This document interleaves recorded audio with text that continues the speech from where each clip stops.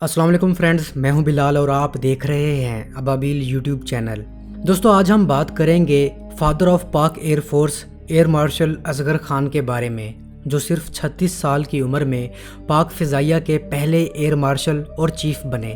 وہ Royal Indian Air force کے پہلے پائلٹ تھے جنہوں نے سب سے پہلے گلوسٹر ایئر کرافٹ اڑایا، جو کہ پاکستان ایئر فورس اکیڈمی رسال پور کے بانی کمانڈنٹ تھے، جو کہ ایئر سٹاف کالج اور کالج آف ایروناٹیکل کے بھی بانی تھے۔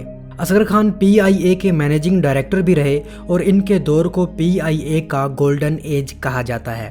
تو جانتے ہیں ایئر مارشل اصغر خان کی کن خدمات کی وجہ سے انہیں فادر آف پاک ایئر فورس کہا جاتا ہے۔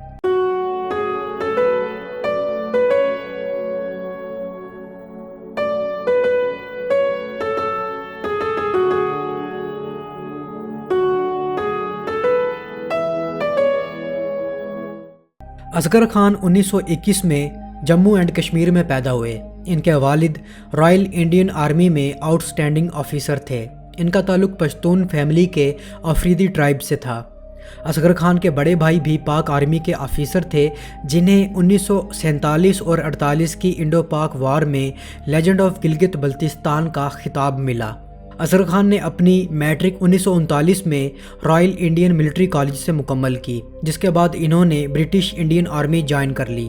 انڈین ملٹری اکیڈمی سے 1940 میں گریجویٹ کیا اور as a second lieutenant commission حاصل کیا۔ 1941 میں انہیں رائل انڈین ایئر فورس میں برما فرنٹس پر ایز اے ملٹری ایڈوائزر بھیجا گیا اور بعد میں ایئر فورس کی شارٹ ٹریننگ کے بعد انہیں رائل انڈین ایئر فورس میں ٹرانسفر کر دیا گیا اور 1942 میں انہوں نے برما فرنٹ پر جاپان کے خلاف بامبر مشن کیے اور یہ ورلڈ وار 2 کے اینڈ تک ایئر سپورٹ مشن کرتے رہے۔ اس جنگ کے بعد اسکواڈرن لیڈر اصغر خان نے نمبر 9 اسکواڈرن کی کمانڈ سنبھالی اور رانچی موو ہو گئے۔ انہی دنوں انڈونیشینز سوکارنو کی قیادت میں ڈچ سے اپنی آزادی کی جنگ لڑ رہے تھے۔ سوکارنو نے اصغر خان سے ریکویسٹ کی کہ وہ آزادی کی اس جنگ میں انہیں جوائن کر لیں۔ انڈونیشینز کی ہیلپ کرنے سے پہلے اصغر خان نے سوچا کہ کیوں نہ قائد اعظم محمد علی جناح سے اس بارے میں مشورہ لیا جائے۔ یہ 1945 کی نومبر کی سرد صبح تھی جب اصغر خان صفدر جنگ ایئرپورٹ دلی میں قائد اعظم سے ملے۔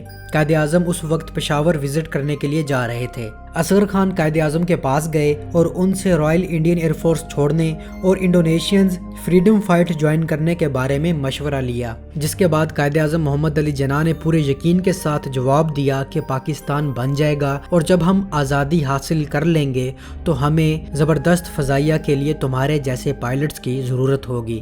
قائد اعظم سے ملاقات کرنے کے بعد اصغر خان نے رائل انڈین ایئر فورس نہ چھوڑنے کا فیصلہ کیا اور قوم کی خدمت کرنے کے چانس کا انتظار کرتے رہے۔ 1946 میں جب اصغر خان UK میں فائٹر لیڈر کورس کر رہے تھے تو تب وہ انڈین ایئر فورس کے پہلے آفیسر تھے جنہوں نے Gloster Meteor Mark 3 fighter jet اڑایا، جو کہ UK کا پہلا فائٹر جیٹ ایئر کرافٹ تھا، جس کے نتیجے میں ان کا نام ورلڈ ہسٹری میں درج کر لیا گیا۔ UK سے واپسی پر انہیں امبالہ میں ایڈوانس فلائنگ ٹریننگ اسکول کا چیف فلائنگ انسٹرکٹر بنا دیا گیا اور یہ آزادی تک یہیں رہے۔ پاکستان کے وجود میں آنے کے بعد wing commander Asghar Khan Royal پاک ایئر فورس کی طرف سے ایئر فورس سب کمیٹی کے ممبر منتخب ہوئے، جس کے head air vice marshal Perry Keene تھے۔ اس کمیٹی کا مقصد یہ تھا کہ رائل ایئر فورس کے انڈیوائیڈڈ دفاعی ساز و سامان کو پاکستان اور انڈین ایئر فورس میں تقسیم کرنا۔ انڈیا کے ساتھ کافی گرما گرم بحث کے بعد یہ فیصلہ کیا گیا کہ ایئر فورس کے ایسٹس کو 7 اور 3 کے تناسب سے تقسیم کیا جائے، یعنی 70% بھارت اور 30% پاکستان کو ایسٹس ملیں گے۔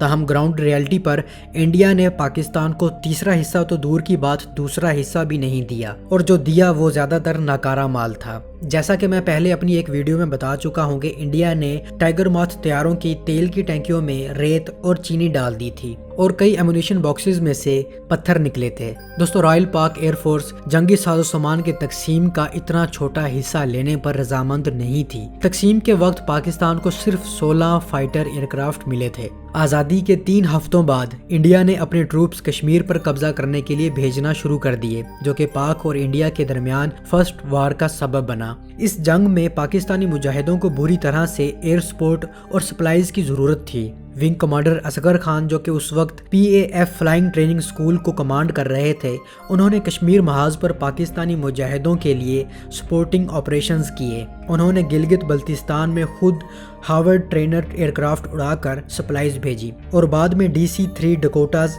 ایئرکرافٹ سے سپلائی بھیجتے رہے۔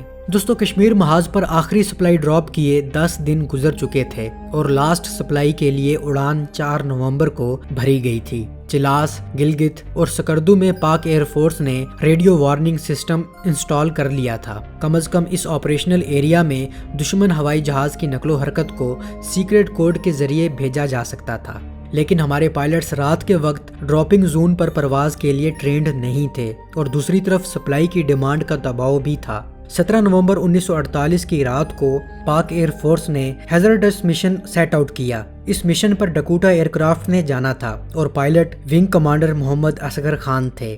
اسی رات ایسے 3 مشنز کیے گئے۔ بھارتی طیاروں کے خطرے سے بالاتر ہو کر اصغر خان نے یہ آپریشنز کیے۔ ان مشنز میں رسال پور سے گلگت تک پاک فوجیوں کے لیے مارٹر بیرلز بھی پہنچائی گئیں۔ دوسری طرف زمینی فوج میں انہی کے بھائی دشمن سے لڑ رہے تھے۔ ان کے بھائی میجر اسلم خان نے مظفر آباد کیپچر کرنے میں کی رول پلے کیا۔ یہ آپریشن سیز فائر تک جاری رہے۔ رسال پور کا تاریخی عرصہ پورا کرنے کے بعد اصغر خان کو پشاور میں فائٹر بومب ونگ کی کمانڈ کے لیے بھیج دیا گیا، جس کے بعد انہیں نمبر 1 گروپ آف PAF کی کمانڈ سونپی گئی، جس کے بعد یہ UK میں سٹاف کورس کے لیے سلیکٹ ہوئے۔ UK سے واپسی پر انہیں ایئر فورس ہیڈ کوارٹر کا اسسٹنٹ چیف بنایا گیا۔ 23 جولائی 1957 کو اصغر خان PAF کے پہلے مسلم کمانڈر ان چیف بنے۔ تب ان کی عمر 36 سال تھی۔ قائد اعظم کے ویژن کو مائنڈ میں رکھتے ہوئے ایئر مارشل اصغر خان نے PAF کو جدید ترین بنانا شروع کر دیا۔ اصغر خان پاک ایئر فورس کی ریکوائرمنٹس جانتے تھے اور انہوں نے PAF میں ماڈرن ویپن سسٹم انڈکٹ کرنا شروع کر دیا۔ انہوں نے ہر جگہ نیو ڈیولپمنٹس شروع کر دی، نیو ایئر بیسز اسٹیبلش کی، بدین میں پہلا ایئر ڈیفنس ریڈار انسٹال کیا، PAF کے لیے ایڈوانس فلائنگ اور ٹیکنیکل ٹریننگ انسٹیٹیوشنز بنائے۔ انہوں نے ایئر فورس کو ماڈرن بنانے کے لیے new fighter jet, bombers, trainers, transport aircraft اور ہیلی کاپٹر شامل کیے۔ چونکہ اصغر خان ورلڈ وار 2 کا تجربہ رکھتے تھے، انہوں نے تمام ایئر اینڈ گراؤنڈ یونٹس کو ورلڈ وار 2 کے سٹائل آف کمانڈ سے ریپلیس کیا۔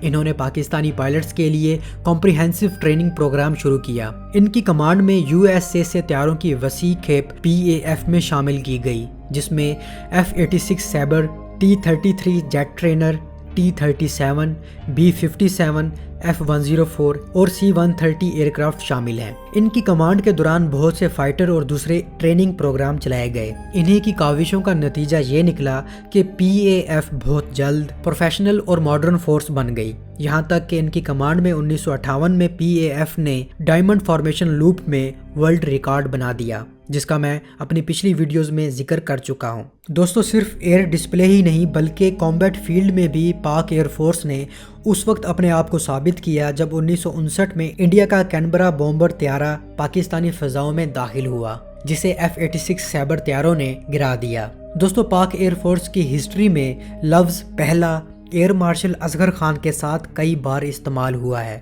فادر آف PAF نے پاک ایئر فورس کا پہلا آپریشنل ڈاکٹرائن بھی بنایا۔ ایئر مارشل اصغر خان 23 جولائی 1965 کو ریٹائر ہوئے، جس کے بعد انہیں منسٹری آف ڈیفنس اور PIA کے پریزیڈنٹ کے لیے اپوائنٹ کیا گیا۔ ان کے دورانیے میں PIA نے سب سے کم ایکسیڈنٹ ریٹ اچیو کیا اور ہائی ریٹ نیٹ پروفٹ کمایا اور دنیا کی دوسری بڑی ایئر لائنز کو کمپیٹ کیا۔ حکومت کی خواہش کے باوجود انہوں نے اپنا دورانیہ ایکسٹینڈ نہیں کیا اور ریٹائرمنٹ لے لی، جس کے بعد انہوں نے 1968 میں اپنا پولیٹیکل کیریئر شروع کیا۔ انہوں نے جو پارٹی بنائی اس کا نام تحریک استقلال پاکستان تھا، جو کہ اس وقت کی دوسری مشہور پارٹی تھی۔ اسی پارٹی نے 2012 میں تحریک پاکستان کے ساتھ الحاق کیا۔ ایئر مارشل اصغر خان نے 13 کتابیں بھی لکھی، جن میں most prominent we have learnt nothing from history, Pakistan at the crossroads اور جنرلز ان پولیٹکس ہے۔ دوستو، پاک ایئر فورس بہت لکی ہے کہ انہیں ایئر مارشل اصغر خان جیسا آدمی ملا، جو کہ عظیم کردار کا مالک اور آؤٹ سٹینڈنگ پروفیشنلزم کا مالک تھا، جس نے نوزائیدہ پاک ایئر فورس کو ایک مضبوط فورس میں تبدیل کیا۔ انہوں نے سچ میں PAF کو سیکنڈ ٹو نان بنا دیا، جیسا کہ 70 سال پہلے قائد اعظم نے تصور کیا تھا۔ انہیں ہلال Pakistan, Hilal Quaid Azam, order of crown the Thailand, crosses of aeronautical merit کے اعزازات سے نوازا گیا۔ ایئر مارشل اصغر خان 5 جنوری 2018 کو 96 سال کی عمر میں خالق حقیقی سے جا ملے۔ پاکستان ان کی خدمات کو کبھی نہیں بھلا پائے گا۔